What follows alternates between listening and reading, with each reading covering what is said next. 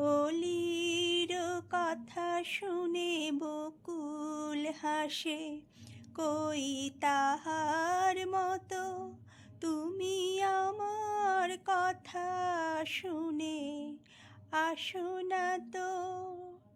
ধরার ধুলিতে যে ফাগুন আসে, কই তাহার মতো তুমি আমার কাছে কভু আসো না তো।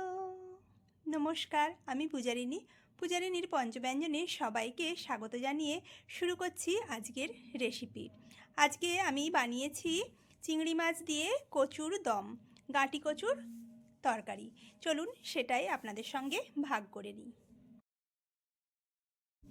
কচুগুলোকে আমি প্রথমে অর্ধেক সেদ্ধ করে নেব। তার জন্য আমি জল গরম করতেই বসিয়ে দিয়েছিলাম। তাতে দিয়ে দিলাম হাফ চামচ লবণ, আর দিয়ে দিচ্ছি খোসা ছাড়িয়ে অর্ধেক করে কেটে রাখা গাঁটি কচু। এখন আমি এটাকে ঢাকা দিয়ে অর্ধেক সেদ্ধ করে নিচ্ছি। এরপরে জলটা ছেঁকে নেব। এদিকে একটা গ্যাসে আমি কড়া বসিয়ে দিয়েছি, তাতে দিয়ে দিলাম বেশ কিছুটা সর্ষের তেল। এরপরে দিয়ে দিচ্ছি কয়েকটা চিংড়ি মাছ। এখন চিংড়ি মাছের ওপরে আমি সামান্য একটু লবণ আর হলুদ গুঁড়ো দিয়ে দিলাম। তোমরা চাইলে আগেও মাখিয়ে রাখতে পারো। এরপরে চিংড়ি মাছটা হালকা করে ভেজে নেব। চিংড়ি মাছ খুব বেশি ভাজার দরকার হয় না, তাহলে শক্ত হয়ে যায়। মোটামুটি হালকা করে ভেজে চিংড়ি মাছগুলো তুলে নিলাম। আর ওই তেলের মধ্যেই দিয়ে দিলাম অর্ধেক সেদ্ধ করে রাখা কচুগুলো। কচুটাকে আমি এখন ভালো করে কিছুক্ষণ একটু ভেজে নেব। গ্যাসের ফ্লেমটা মিডিয়ামে রেখে আমি কচুগুলো কিছুক্ষণ ভেজে কড়া থেকে তুলে নিচ্ছি।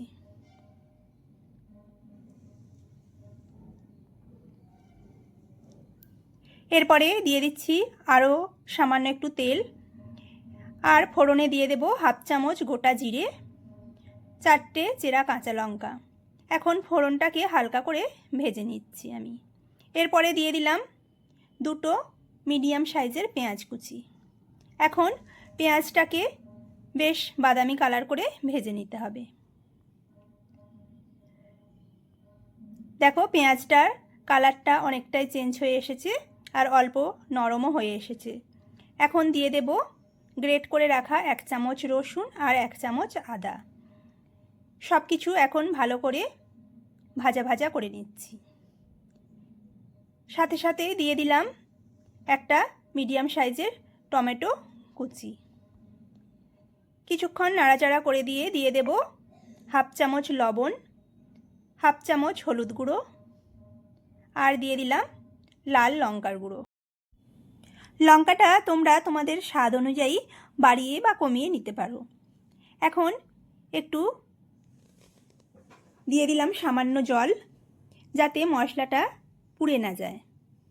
সব কিছুকে একবার মিশিয়ে নিয়ে গ্যাসের ফ্লেমটা লো করে ঢাকা দিয়ে 1 মিনিট রান্না করে নেব। 1 মিনিট পরে ঢাকনাটা খুলে দেখো টমেটোটা একদমই গলে গেছে, আর মশলাটাও বেশ ভালো কষানো হয়ে গেছে। দিয়ে দিচ্ছি ভেজে রাখা কচু আর চিংড়ি মাছ। এখন সব কিছুকে একবার মেশাতে থাকবো। এই রান্নাটা খুবই তাড়াতাড়ি হয়ে যায়, আর খেতে কিন্তু খুবই টেস্টি হয়। দেখেই তোমরা বুঝতে পারছো কালারটা কত সুন্দর হয়েছে। এখন দিয়ে দিলাম পরিমাণ মতো জল। এখন আর একবার ভালো করে মিশিয়ে নেব। এখন আমি ঢাকা দিয়ে 10 থেকে 15 মিনিট মিডিয়াম টু লো ফ্লেমে রান্নাটা করে নিতে হবে। 15 মিনিট পরে ঢাকনাটা খুলে আমি দেখিয়ে দিচ্ছি। দেখো ঝোলটাও অনেকটাই কমে গেছে, আর কচুগুলো বেশ ভালো সেদ্ধ হয়ে গেছে। এখন সবশেষে আমি ওপর থেকে দিয়ে দেব 1 মুঠো ধনেপাতা কুচি। সব কিছুকে আবারও একবার আমি ভালো করে মিশিয়ে নেব। আজকের রেসিপি চিংড়ি মাছ দিয়ে কচুর দম একদম রেডি। গ্যাসের ফ্লেমটা অফ করে আমি একটা অন্য প্লেটে সার্ভ করে দেব। গরম গরম ভাতের সঙ্গে এই কচুর তরকারি খেতে কিন্তু আমার তো বেশ লাগে। তোমরাও একবার বানিয়ে দেখো, আশা করছি তোমাদেরও খুবই ভালো লাগবে। ভালো লাগলে একটা লাইক, কমেন্ট ও সাবস্ক্রাইব করে আমার পাশে থাকতে ভুলবেন না। নমস্কার।